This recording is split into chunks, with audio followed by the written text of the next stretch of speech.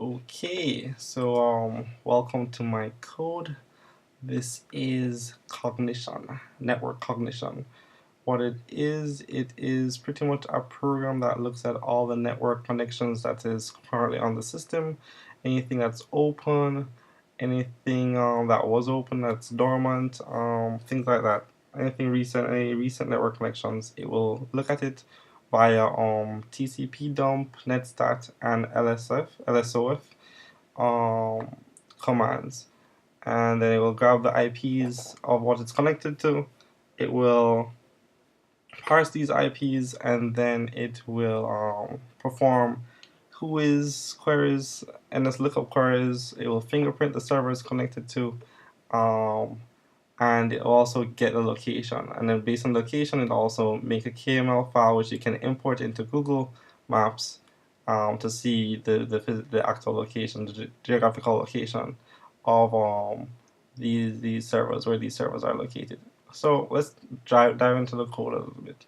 So we have a bunch of imports here, a lot of imports. I tried to scale these down as best as possible, but everything here is needed. We'll get into these are my program that I made. We'll get into those in a bit. So of course we have some SQLite 3 SQLite stuff going on. So we have SQL Alchemy generating the database commands for us, and inserting the different records into the database. So that's more database stuff here. We have the fingerprint server here, so it makes a request to the IP address or URL that the program receives, and based on what's returned in the header, if we have a server here, if it returns a server, or if it returns the export by fields, then we'll also will display those. Of course, everything has a timeout because sometimes these things can hang and it just hangs indefinitely. So we ensure that there's a timeout on each function. So this is NSLOOKUP, simply performs NSLOOKUP. It returns type any for the records there. Then we have whois queries that also it looks up the whois of each IP or URL that is received. And this is the engine. this is this is where the majority of the code executes. This is a massive piece of a function. So it accepts several arguments. We'll get into that later. That this is mostly for sysarg, arg from argparse. So what this pretty much does, the engine, it pretty much passes the information to the whois, to the fingerprint, to NSLOOKUP, and then when it receives the information, it will try it first. If it receives it, it will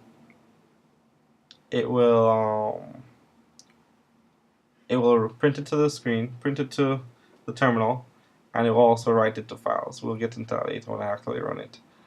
So that's pretty much what this does. All the parsing is done before. It's just pretty much running all the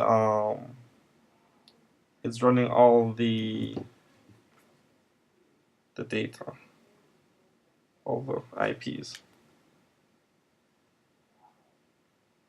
Second.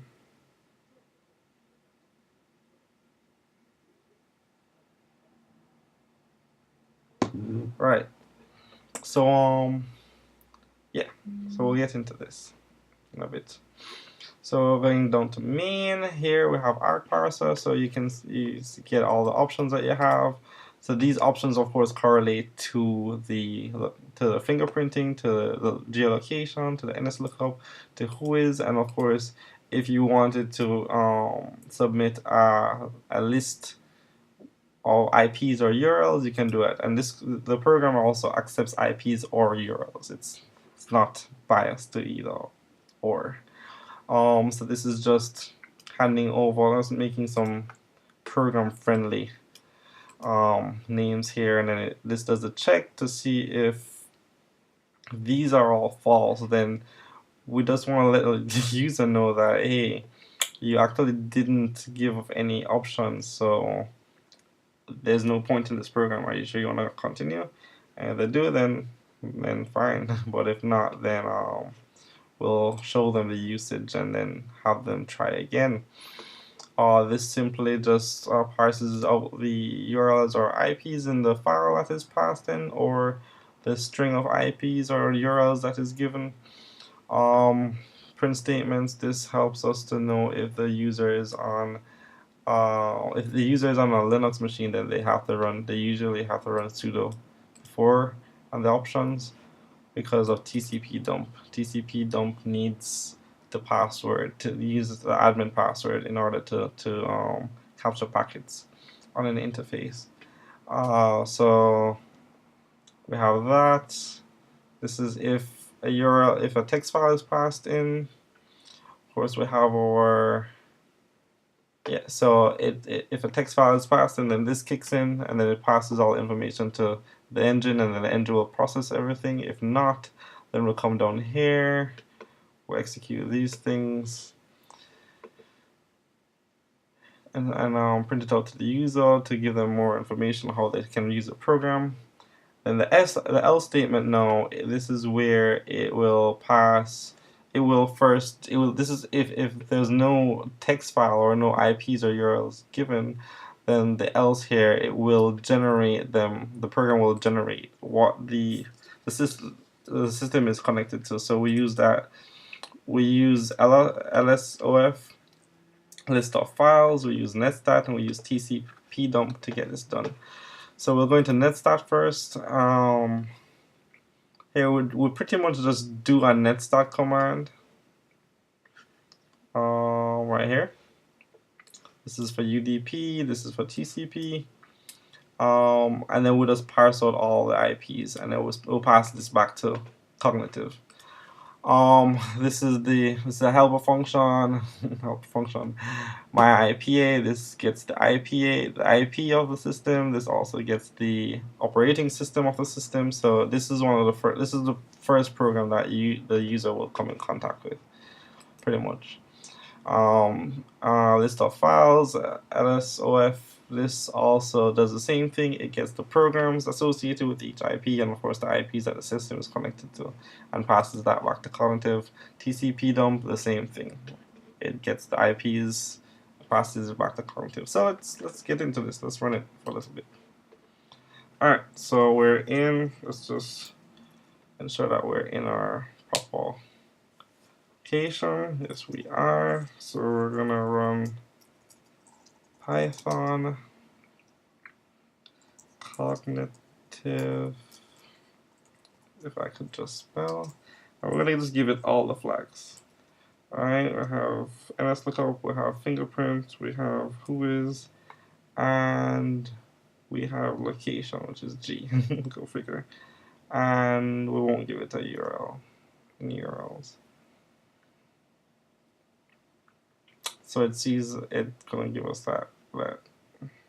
The access if we're on a Mac or the operating system we're on. Yes, I'm on a Mac. I'm on a wired connection. Yes, I'm wired. And now it runs. So it's gonna run and it's gonna print all the results out to the screen. It just takes a while depending on how many connections you have going. Here it kind of got stuck on NSLOOKUP, so it's going.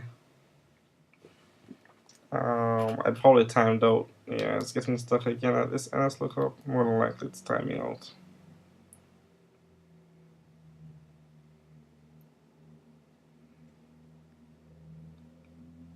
So it's gonna take a little while.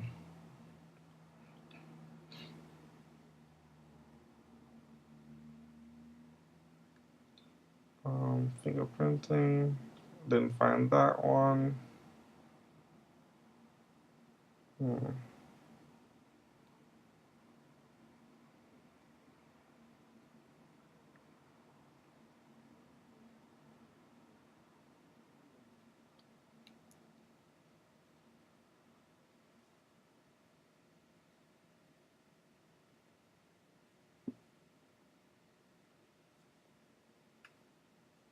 So it's doing our net stat now at the moment.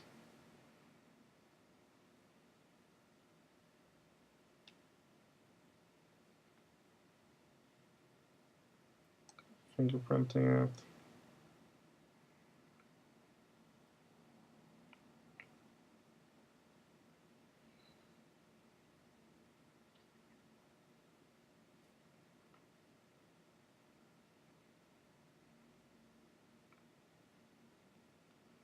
Yeah, this takes a little while.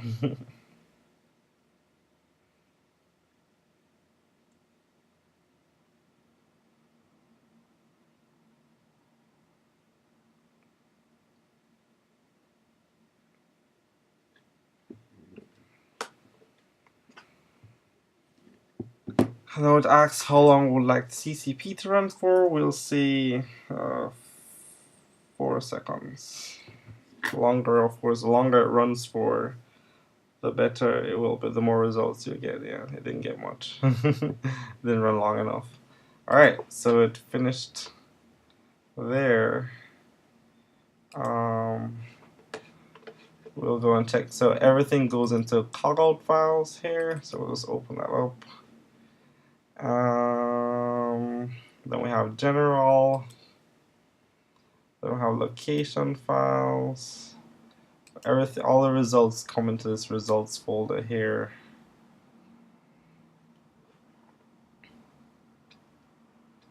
Alright, we have the LSOF,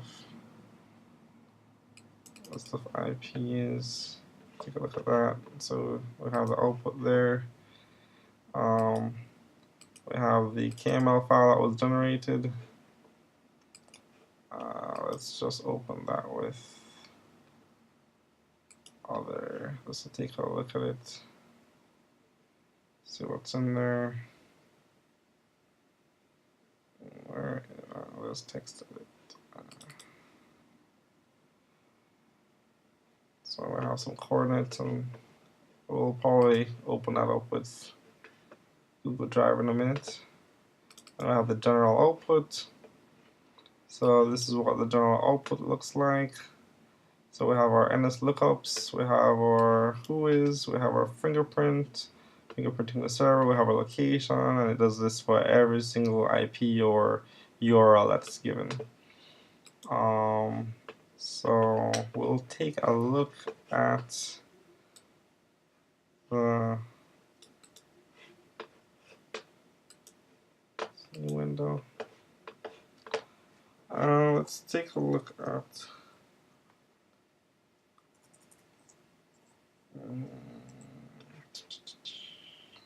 Drive. I'll just use one of my Google Drives to open up that KML file there.